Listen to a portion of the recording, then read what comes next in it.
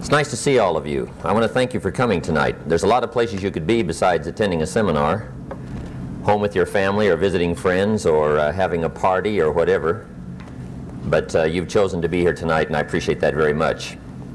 I keenly feel two responsibilities, and I'm sure you can guess what those are. Number one is to make sure you get your money's worth, right, when you shell out your hard-earned cash. And I know the money for the seminar is not the end of the money. Right, by the time you take your family out to dinner and hire a babysitter and put gasoline in your car, right, the tab keeps going up. And by the time you add it all up, it's fairly substantial. And when you spend your hard-earned cash, you want to make sure you get your money's worth. So hopefully by the time we finish tonight, you'll have your money's worth. But I think I have a bigger responsibility, and that is to make sure you get your time's worth. And I say that because time is more valuable than money. You can get more money, right, but you can't get more time. When you spend a day, you've got one less day to spend. So if somebody has the audacity to ask you to spend one of your evenings, they darn well better have something important, right? An evening is a chunk of your life. I wouldn't waste one of my evenings for anybody. Not anymore, once I discovered how valuable they were. So hopefully by the time we finish tonight, you'll have your time's worth as well as your money's worth. Okay, we're going to take a break about halfway.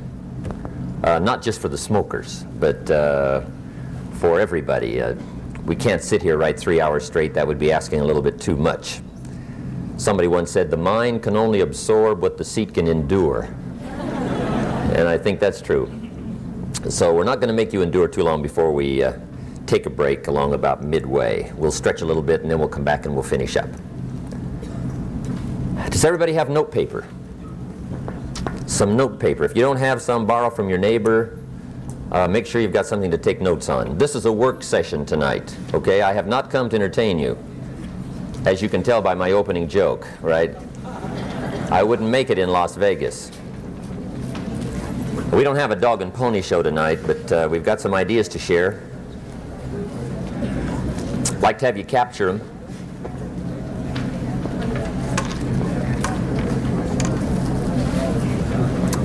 Also, if there's several members of one family, my suggestion is all of you take notes. One will capture what the other one might miss, and that way you'll come up with a more complete set.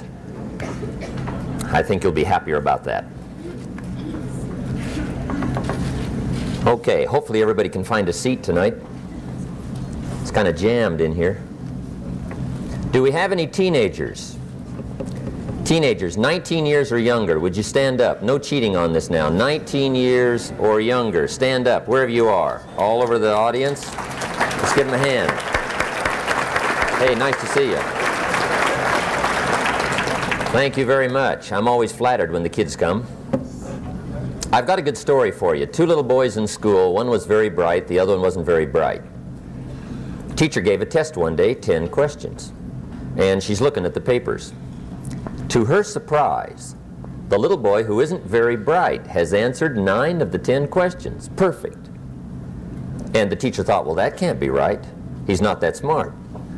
So she looked at the other paper. The little boy who was very bright, he had answered 9 of the 10 questions perfect.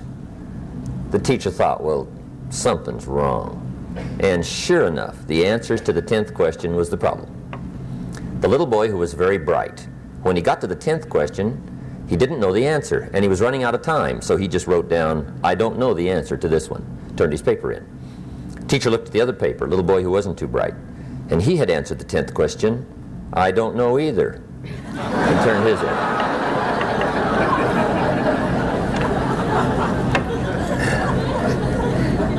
Which means don't cheat, I guess, right? It never works out well. Okay.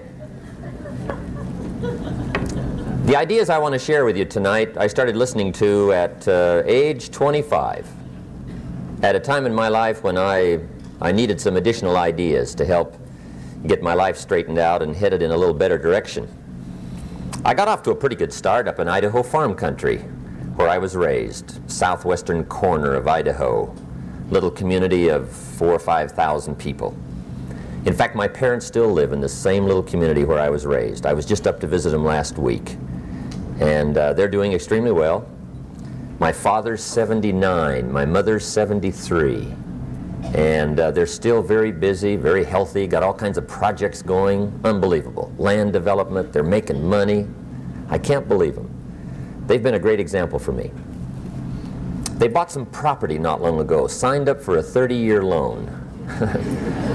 I got to be impressed. I was up to visit them last year. We had a big party one evening, lasted till about 2 o'clock in the morning, celebrating. And it was time to celebrate. My parents had bought gold at $125, and they were cashing in a big share of it at $680. And if you get to buy at $125, cash in at $680, you got to celebrate. So celebrate we did.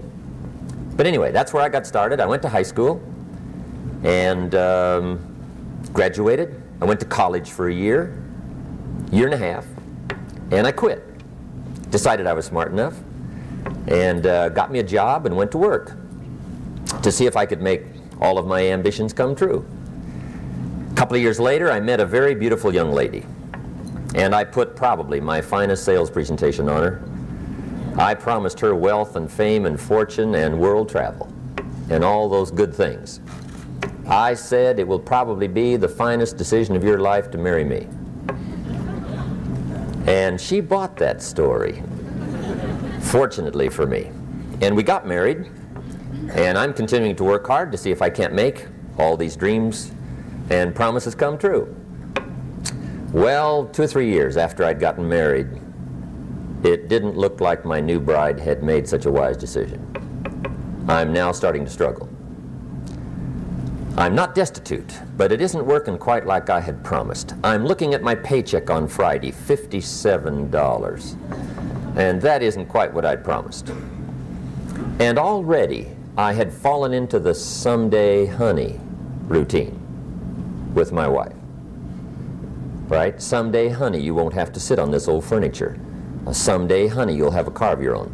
I had already someday honeyed myself into trouble. Well, now I'm wondering, what should I do? I'm struggling, I'm behind. Money's one of my problems. I got far too much month at the end of the money, if you've ever had that problem. I remember one time losing a $10 bill, and I was physically ill for 2 days. Over $10. And of course my friends tried to be cheerful, right? They said, look, maybe some poor person that needed it found it. But I'm willing to admit to you that that really didn't help. At age 25, benevolence had not yet seized me. You know, I'm the poor person that needs to find $10, not lose $10. But that's where I was. I thought, well, maybe I should go back to school. I've got 1 year of college, doesn't look that good on an application. But I'm 25, I'm married, now my family's starting. I'm already working. And going back to school seemed like kind of a tough decision. But that's where I was at that time in my life, wondering what I should do to really turn it around and make the promises all come true. Well, at age 25, good fortune came my way. And sometimes it's a little difficult to describe good fortune. Why do unique things happen to you when they do? I don't know. Part of that's a mystery to me. One of my friends says, well, things don't just happen. They happen just. Maybe that's it. I don't know. But my good fortune was, at age 25, I met a very remarkable man. He was a businessman. He was wealthy, apparently looked very happy, prosperous to me when I met him. And my good fortune was, a few months after I met this unique man, his name was Mr. Schoaf, Mr. Earl Schoaf. He hired me, gave me a job, and I went to work for him. And I spent the next 5 years working for him. And during that 5-year period, Mr. Schoaf shared with me his ideas that helped to change my life. Unfortunately, at the end of that 5 years, Mr. Schoaf died. But I did get to spend 5 years with this very remarkable man. And the best thing he gave me during that period of time was not a job. The best thing he gave me was the benefit of his philosophy. How to be wealthy, how to be happy. And his ideas worked for me. Then about 16, 17 years ago, I was living in Beverly Hills. And I was going through all the notes that I'd gathered up during that period. In fact, that's one of the major things Mr. Schoaf taught me. Take good notes. Don't miss anything. Don't make your mind a filing cabinet trying to remember everything. Jot it down. If you hear a good sermon, take notes. If you read a good book, take notes. If you hear something good, jot it down. If you think something good, put it on paper. Then you can go over it. Repetition is the mother of skill. And someday those ideas, if you repeat them often enough, they'll take root and start to grow. And someday they'll show up in your bank account, and your personality, and your language, and your dress, and your lifestyle.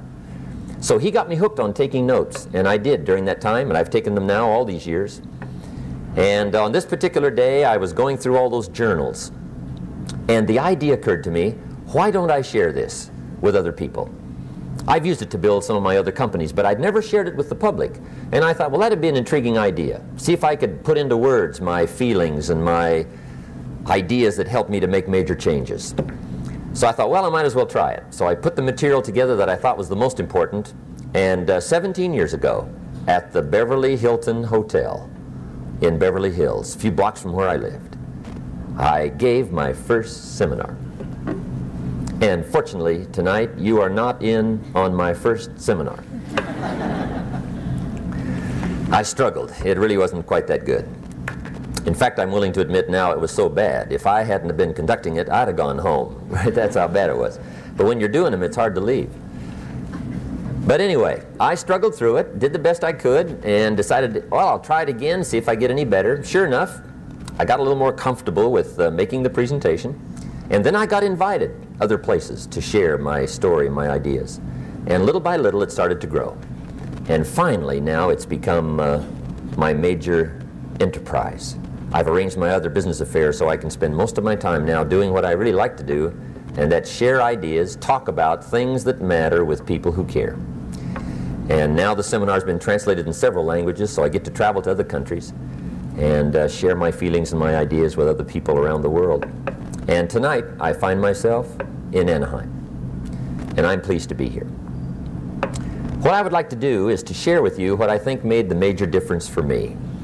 I don't claim to have all the answers for doing well, but I've got some that worked for me.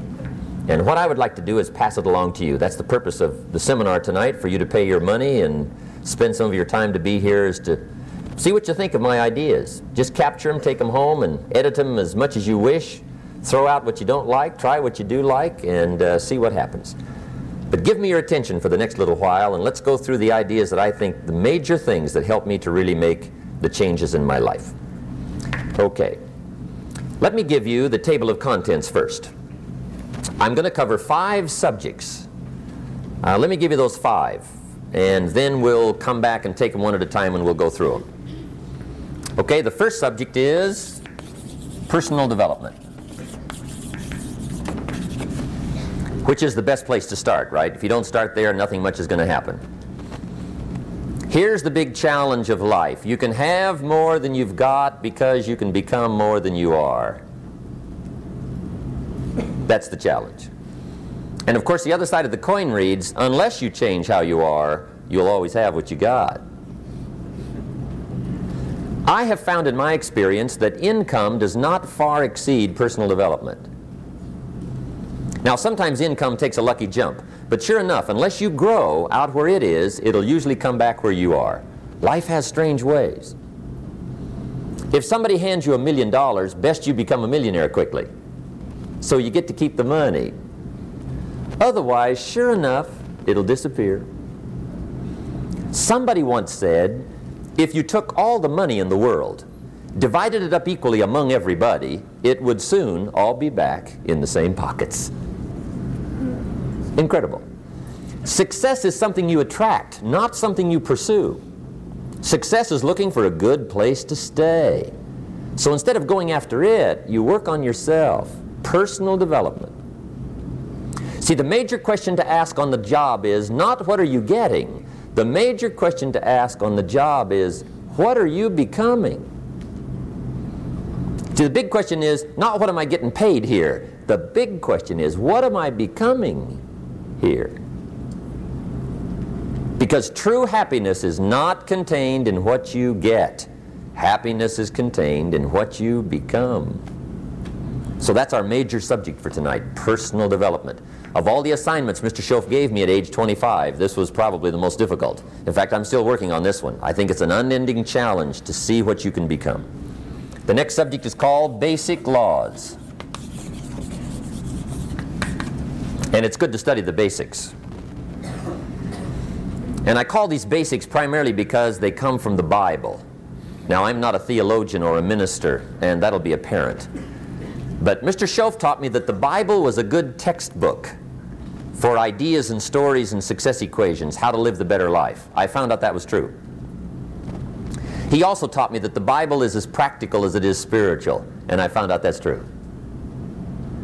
If you look at your bank account and your income and you're not happy, there's several places in the Bible to check to see what the heck's wrong so you can make the changes. And we're going to cover some of those tonight, called basics. Okay. The next subject is my favorite, setting goals. Mr. Schoaf taught me how to set goals. What a favor that was. One morning at breakfast, shortly after I met him, he said, "Jim, let me see your current list of goals and let's go over them and talk about them." He said, "Maybe that's the best way I can help you get a better direction started." And I said, "I don't have a list." He said, "Well, is it out in the car or home somewhere?" I said, "No, sir. I don't have a list anywhere." He said, "Well, young man, that's where we got to start." He said, "I can tell you right now, if you don't have a list of your goals with you," he said, "I can guess your bank balance within a few $100s. Which he did. And that got my attention. I said, "You mean my bank balance would change if I had a list of goals?" He said, "Drastically." That day I became a willing student how to set goals. And sure enough, learning how to set goals changed my life. And I often wondered why no one had ever taught me how to set goals up until age 25. I went to high school, but if they offered it, I missed it. I went to college for a year, never heard it. I worked for Sears. Really. And to my knowledge, Sears never taught it. Right? How to set goals. So here I am, age 25, married, my family's starting, I've been to college, I'm working, and I still don't know how to set goals. But fortunately, when I was 25, I met the man who taught me how, and it revolutionized my whole life. Economically, socially, personally, it's incredible. So I want to share with you tonight what Mr. Schoaf shared with me, how to set goals. It can be a life changer. Okay. The next subject is the negative part of the seminar. Life is part negative, so we got to talk about the negative. And this subject is called diseases of attitude. Diseases of attitude. There's a lot of things that can wreck your chances to do well. We live in a rather dangerous world, so you got to be not only wise, you got to be careful. Now, attitude diseases are just as bad as physical diseases, right? High blood pressure, heart trouble. I mean, a lot of things lace your chances to do well. So you've got to be careful. And attitude diseases are deadly. I mean, they'll destroy all the good things you start. Okay? So we'll go through those attitude diseases, how to spot them, how to look for them, what they are, and the cure. And I'm a pro on these because I've had them all, so I can give you excellent advice on these. Now, the last subject we're going to consider tonight is called the day that turns your life around. The day that turns your life around. And under this subject, we're going to talk about the emotions that can change your life. Human beings are emotional creatures, and emotions are powerful for life change. Now, of course, emotions are so powerful they can go either way on you. Emotions can either build or destroy. So you really have to employ emotions properly. We call civilization the intelligent management of human emotions.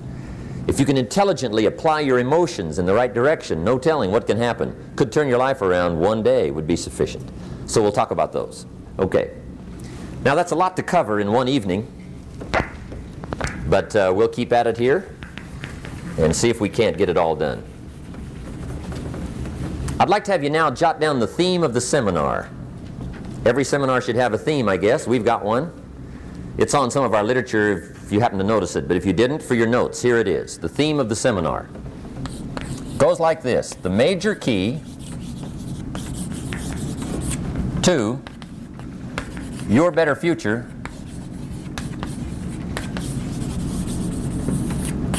is you. That's the theme of our seminar tonight. The major key to your better future is you. And I'd like to have you underline two words just to give it some added punch. Underline the word major and the word you, so that it reads, the major key to your better future is you. Now my first suggestion is transfer this to a card or something where you can put it up, where you can see it every day. Preferably put it up where you can see it at the beginning of the day, before you go off to put the day together. This is a good phrase just to glance at, to keep in mind as you're putting the day together. It's called the silent seminar. If you'll just let this talk to you during the day, I found it to be tremendously helpful. The major key to your better future is you. For a big share of my life now, I didn't have this one quite figured out. Among a lot of things I didn't have quite figured out. Many things used to puzzle me back in those early days. I used to wonder why two people could work for the same company, one make twice as much money. Now see, that used to puzzle me. And maybe they were the same age, graduated from the same school, live in the same community, work for the same company, with the same products and the same services. They've got the same traffic, the same problems, and one makes $1,000 a month, the other one makes $2,000 a month. Now that was my puzzling question. Why would this long list be the same and the money twice as much? I asked, what's the difference between $1,000 a month and $2,000 a month? And I don't mean $1,000 a month, right? I could figure that out. But what makes the difference? Why would one person do twice as well, 3 times as well? Speaking economically. Now I know there's more than one way to do well. I understand that. But in this little narrow area called compensation, what's the difference? Well, back then, with my faulty thinking, I'm trying to reason it out. I thought, well, maybe time makes some of the difference, right? Some people do better because they have more time.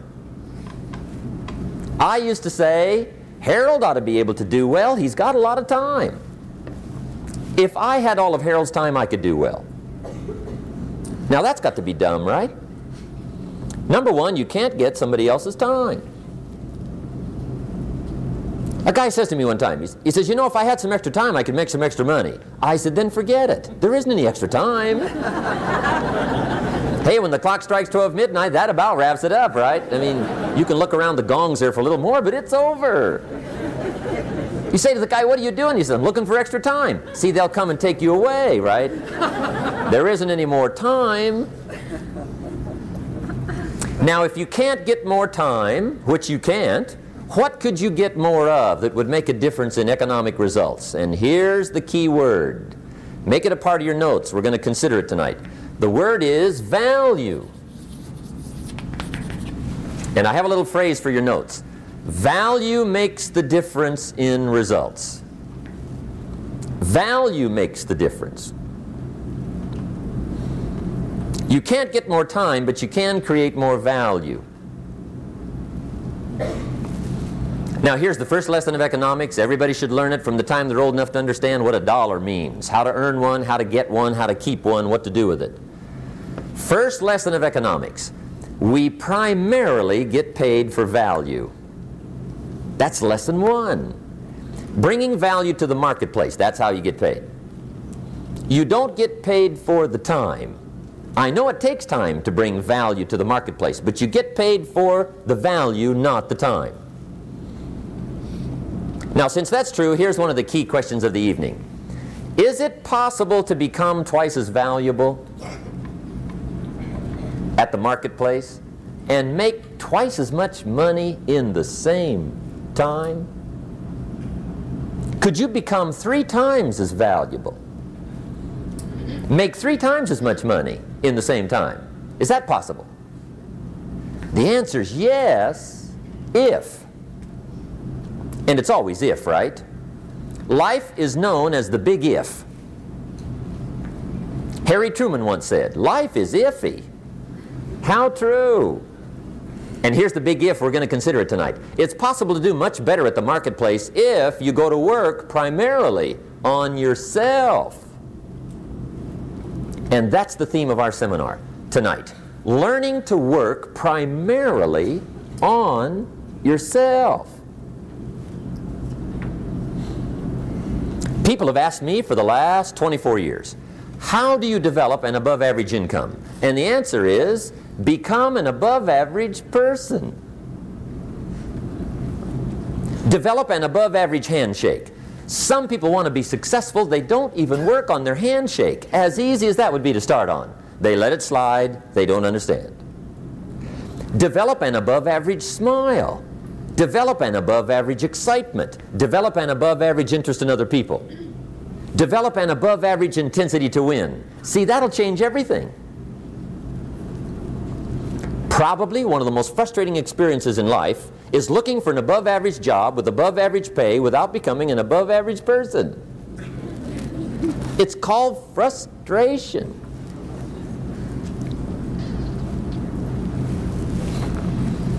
And Mr. Schoaf gave me probably the greatest clue he gave me when I first met him. He said, Jim, if you want to be wealthy and happy the rest of your life, just learn this lesson well. He said, learn to work harder on yourself than you do on your job. That was it. The beginning of the philosophy that helped to change my life. Work harder on yourself than you do on your job. When he said that, I suddenly understood why I was broke. I was a hard worker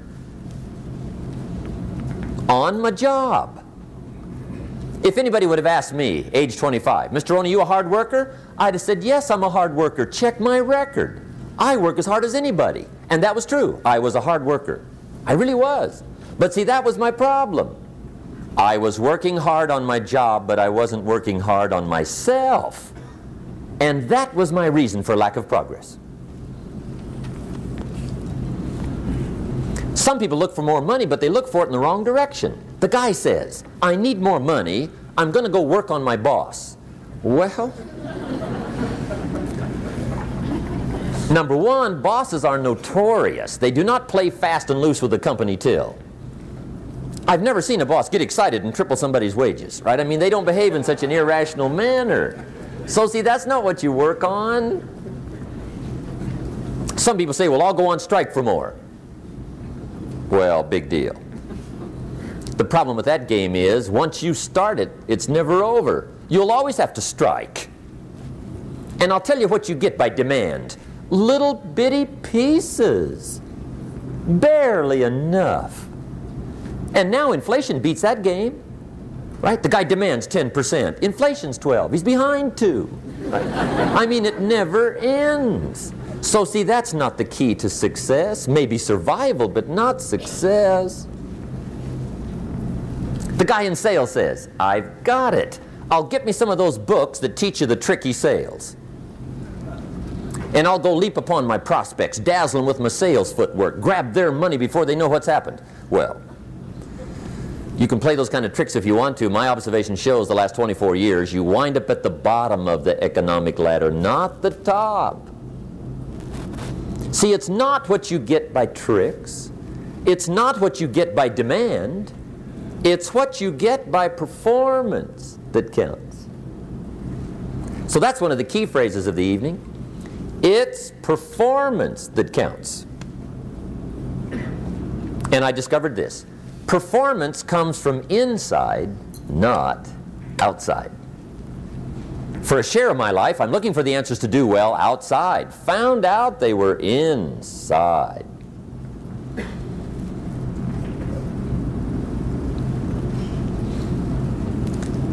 Then Mr. Schoaf gave me probably one of the most important clues among so many things he taught me. But this was in those early days. Mr. Schoaf was very kind, but he was also very abrupt. And he had these interesting questions to ask. I'm giving him a little rundown one day on how things hadn't worked out for me. He said, Mr. Rohn, I've got the answer for you if you will listen carefully. And listen carefully I did that day and for the next 5 years. If somebody's wealthy and happy, you gotta listen.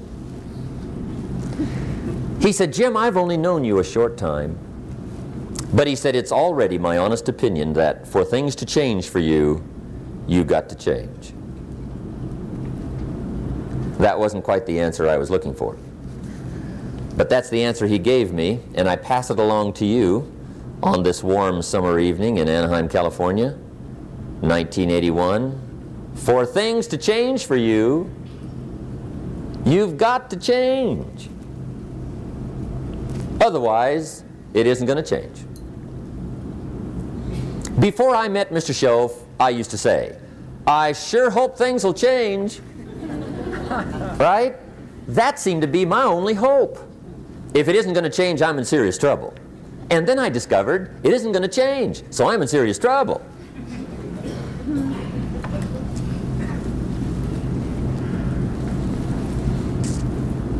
See, I can tell you what the 80s are going to be like. You have dropped into the right place. I did a seminar one time for Standard Oil executives and management in Honolulu. And we're having a conference one day on this big conference table. And one of them said to me, Mr. Rohn, you know some fairly important people halfway around the world. What do you think the 80s are going to be like? I said, gentlemen, I do know the right people. I can tell you. So they all listened very carefully. And I said, gentlemen, based on my wide experience, I can really honestly say to you, in my opinion, in the 80s, it's going to be about like it's always been. Aren't you glad you came? That's inside. I don't pass that around just everywhere. Now, of course, I said that to make a point, but I also said it because it's accurate. It's going to be about like it's always been. It isn't going to change. The tide comes in and then what? It goes out. For 6,500 years that we know of, recorded history, and probably long before that. So it is not going to change. It gets light and then what? It turns dark. 6,500 years. See, it's not likely to change. And we're not to be startled by that. And if the sun goes down, the guy says, what's happened, what's happened? It means he hasn't been here long, I guess, right? It always goes down about this time. The guy says, well, I don't like that arrangement. Well, you got to talk to somebody besides me, right? It gets light, then it turns dark. In rotation, the next season after fall is what? Winter. Pray tell, how often does winter follow fall? Every year regularly for the last 6,500 that we know of. See, it is not going to change. Now, some winters are long, and some are short, and some are hard, and some are easy, but they always come right after falls. It isn't going to change. Sometimes you can figure it out, sometimes there's no way to figure it out. Sometimes it goes well, sometimes it gets in a knot. Sometimes it sails along, sometimes it gets in reverse. See, that's not going to change. The last 6,000 years reads like this: opportunity mixed with difficulty. That's how it reads. It isn't going to change. The man says, well, if it isn't going to change, how will my life ever change? Answer, when you change. And whether I'm talking to high school kids or business executives, my message is always the same. And it goes like this: the only way it gets better for you is when you get better.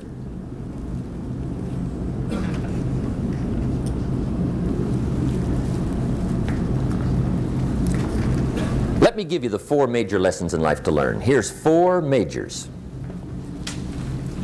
It's good to study the majors. In our weekend seminar we teach. Some people don't do well because they major in minor things. You've got to be on the lookout. At the end of every week, end of every month, you've got to check, make sure you're not spending major time on minor things. We go through that whole series. Majors and minors. Now, let me give you 2 phrases before we get to the 4 majors. This will set it up and you'll see where I'm going. 2 key phrases for your notes. Here's the first one. Life and business is like the changing seasons. That's the first phrase. Life and business is like the changing seasons. One of the best ways to describe life, it's like the seasons. Frank Sinatra sings, life is like the seasons. Now here's the second phrase. Very important. You cannot change the seasons, but you can change yourself. You can't change the seasons, but you can change yourself.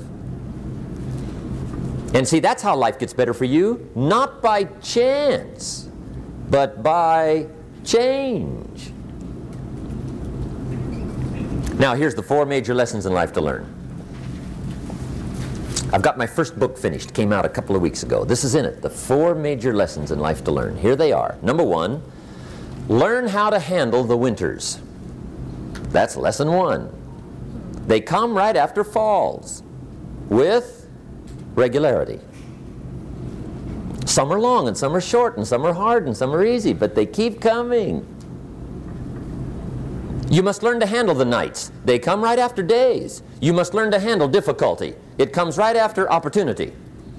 You must learn to handle recessions. They always follow progressions for the last 6,000. See, it isn't going to change. The lesson you must learn is how to handle it. And there's all kinds of winters, right? The winter when you can't figure it out. The winter when it all goes smash. The winter when it turns belly up. The winter when it won't work, when you've run out of money and you've got a broken heart. See, those are winter times. There's all kinds. Economic winters, social winters, personal winters. When your heart is smashed in 1,000 pieces and the nights are unusually long, your prayers seem to go no higher than your head. It's wintertime. Barbra Streisand sings, "It used to be so natural to talk about forever, but used to be's don't count anymore. They just lay on the floor till we sweep them away.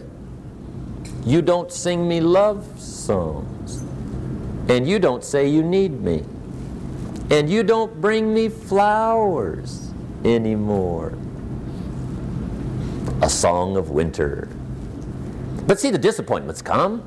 Those are normal. That's part of life. But the question is, how do you handle it? How do you handle the coming winters and the disappointments and the down times? Well, you can't get rid of January by tearing it off the calendar. But here's what you can do. You can get stronger, you can get wiser, and you can get better. The winters won't change, but you can. And that's how life changes for you. See, before I understood, when it was winter, I used to wish it was summer. I didn't understand. When it was hard, I used to wish it was easy. I didn't know. And then Mr. Schoaf gave me a part of his very unique philosophy when he said, "Don't wish it was easier, wish you were better." See, that triggered my whole life change. Don't wish for less problems, wish for more skills. Don't wish for less challenge, wish for more wisdom. That's the key. So that's lesson 1, learn how to handle the winters. Here's lesson 2, learn how to take advantage of the spring. That's the second one. Spring is called opportunity.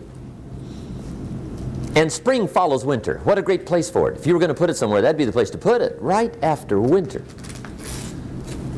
And pray tell, how often does spring follow winter?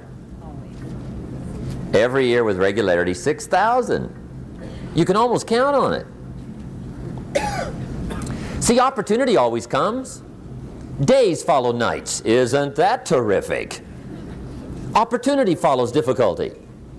But here's what you must learn to do. Underline these 2 words in that key phrase.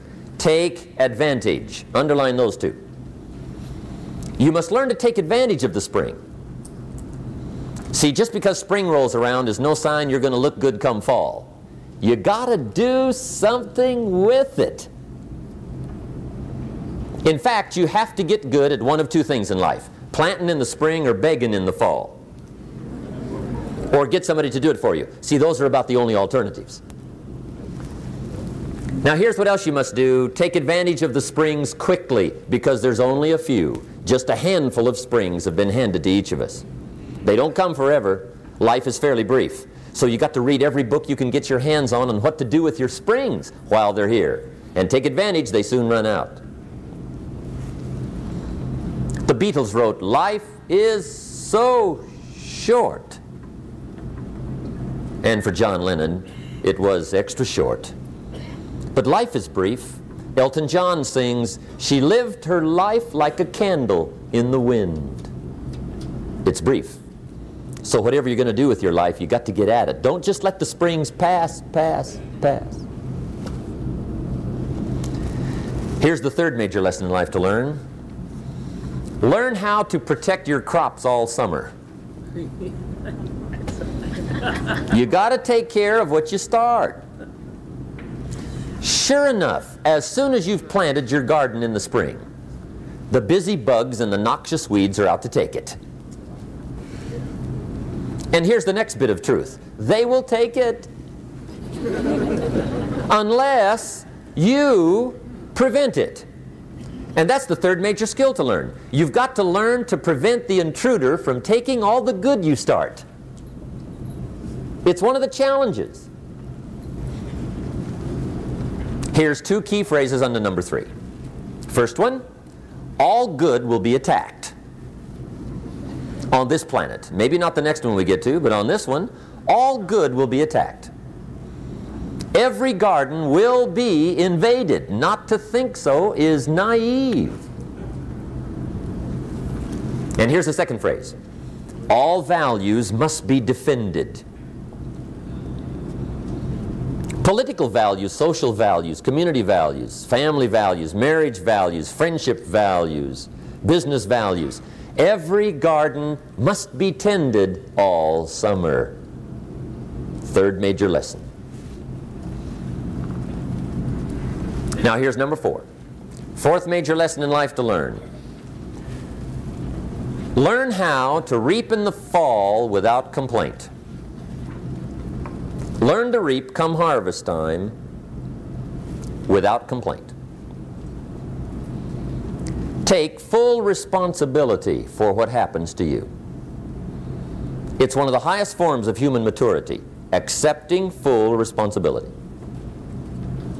It's the day you know you've passed from childhood to adulthood, the day you accept full responsibility. And another note, learn to reap in the fall without apology.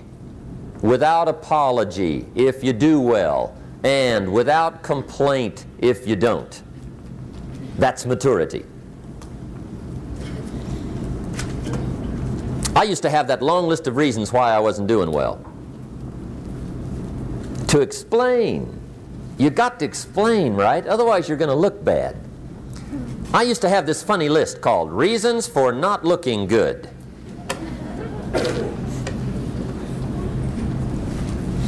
I used to blame the government. I mean, you can believe that or not. It was at the top of my list. I had a lecture second to none. The government. That was on my list. I used to blame taxes. Look what you got left after they take everything. And they expect you to do well. That was on my list there. Prices, that one's easy, right? You walk into the supermarket with $20, come out with a little half bag. So I had that on my list. I used to blame the weather. I blamed the traffic. I used to blame my car. I blamed the manufacturers. I used to blame the company. I blamed company policy. I used to blame the training program. I blame my negative relatives. They were always putting me down. I blame my cynical neighbors. They're just selfish, looking out for themselves. Won't loan you money? They were on my list.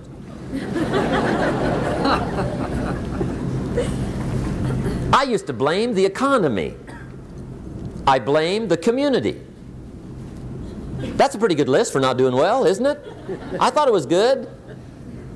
I'll never forget one day, Mr. Schoaf was very kind, but he was also very blunt, and this was no exception. And I'm glad he was blunt. There's a lot of things I'd have missed if he hadn't have been blunt. One day, with sort of a curious look on his face, he said, "Jim, just out of curiosity, tell me, how come you haven't done well up until now?" Excellent question. I thought, well, so I won't look too bad, I'll go through my list. And this list I just gave you, I put that on him. And he was very patient. He let me go through the whole thing, the government, the weather. I went through this whole thing. When I finished, he looked my list over very carefully. He said, Mr. Rohn, big problem with your list. You ain't on it. How brilliant.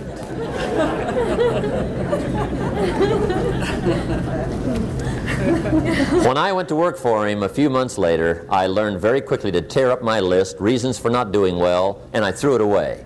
And I got me a fresh piece of paper. And I put one word on it. Me. There's a Black Heritage spiritual that says, it's not my mother nor my father, nor my brother nor my sister, but it's me, O Lord, standing in the need of prayer. See, I used to blame everything outside.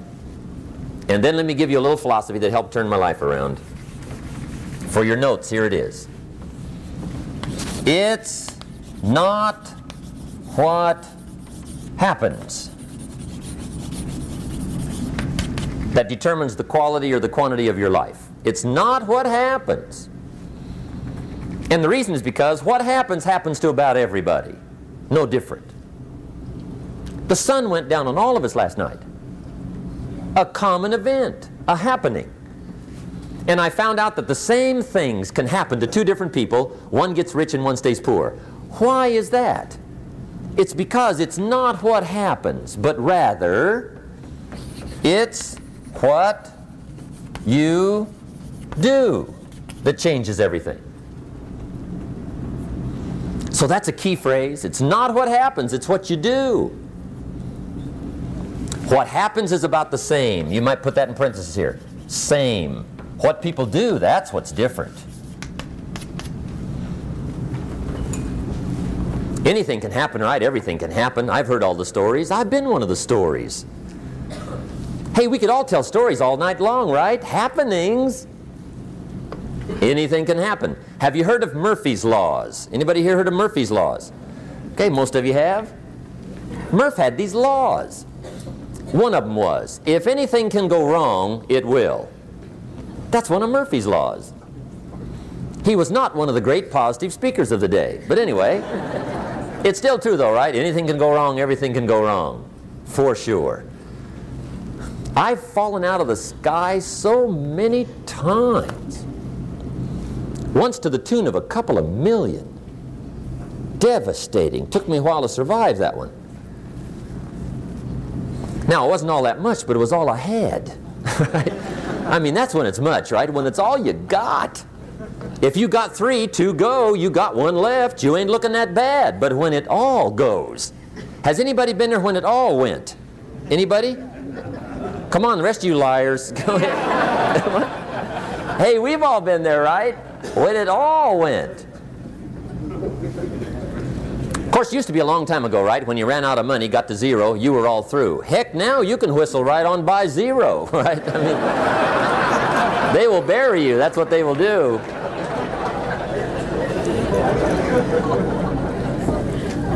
But see, those are the happenings, right? Everything can happen. Anything can happen.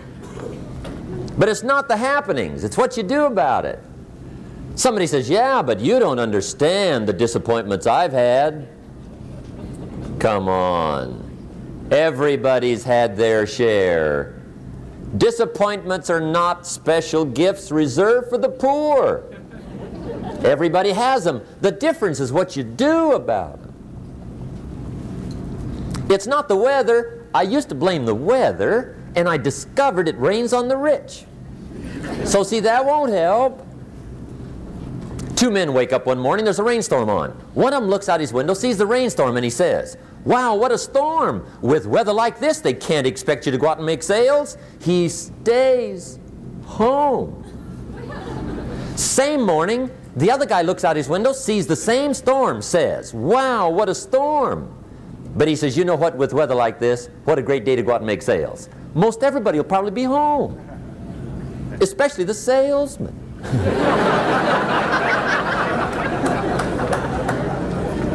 See, that's the difference in how your life works out. It's not what happens, it's what you do. So here's one of the key questions of the evening. Starting tomorrow, what are you going to do that'll make a change in your life's direction? Good question. What are you going to do starting tomorrow that'll make a difference?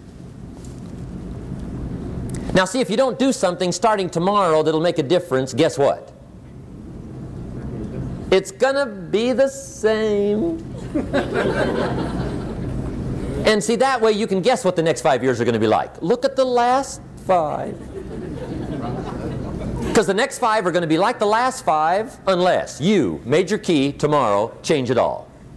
Or change a little, or change something, or don't change. It's choice time. You can do whatever you want. But it's nice to know any day you wish you can change your whole life. What can you do starting tomorrow that'll make a difference? Good question. What can you do with economic chaos, massive disappointment? What can you do with a broken heart? What can you do when it won't work? Good question.